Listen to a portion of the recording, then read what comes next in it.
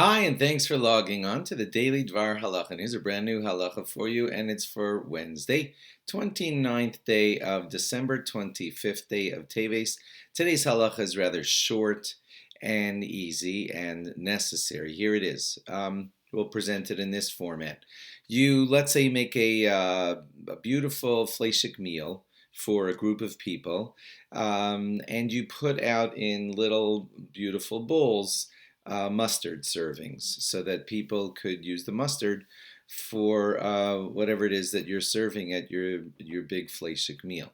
At the end of the meal, you're collecting everything up and putting everything away, and you notice a few of the mustard bowls look like they haven't been touched.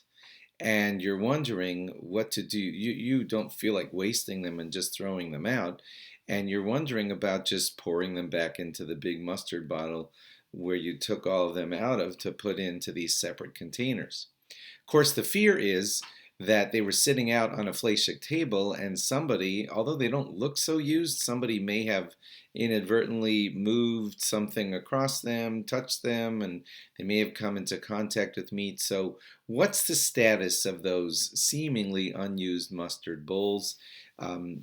Pretty much all rabbis say that the appropriate thing to do would be, if you do want to collect up that mustard and have it not go to waste, then what you should do is put it back in the original mustard container and write on the bottle, fleshiks.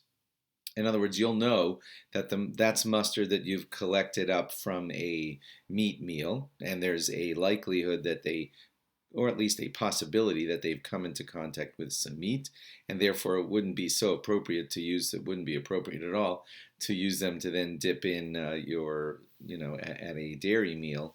So the best thing to do, let me just repeat, is to collect up all that mustard, put it back in the container if you want to save it, which of course is a good thing. We don't believe in wasting food. And then just write on the container fleshik, and remember in the future to use it only at a fleshik meal. Vice versa for milchik.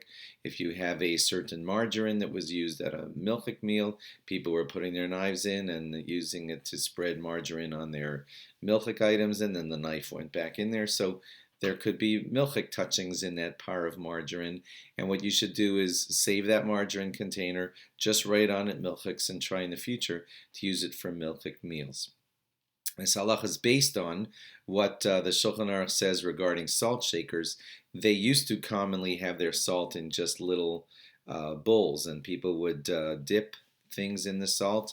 And the Shulchan Aruch said clearly that one should have a separate salt little bowl for fleshik meals and a separate milchik one for milchik meals. People try to do the same thing for salt shakers. So in general, here's your rule in summary. Whenever things sit on a fleshik table, afterwards, because they could have come in contact with the fleshik, you need to consider them fleshik, like bread that was lying on a table at a fleshik meal, or any other situations like that. When you know things were lying on a fleshik table, you'll probably have to consider them fleshik from then on.